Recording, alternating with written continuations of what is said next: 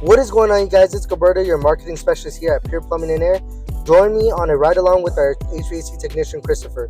Today we had a booked schedule and I was ready for it all. So today, our first call we went to was an estimate for an on-the-wall AC unit. The gentleman had questions about what would be efficient for his outdoor casita patio area. And Christopher gave some estimates and some insightful information.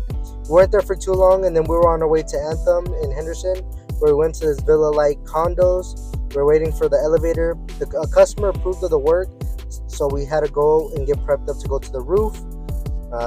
Christopher was looking how he was going to get up there, as there was no stairs to go up there. I, on the other hand, I'm short, so I was not going to lift myself up because it was just way too tall. We weren't there for too long, so we were all done and ready to go to Boulder City.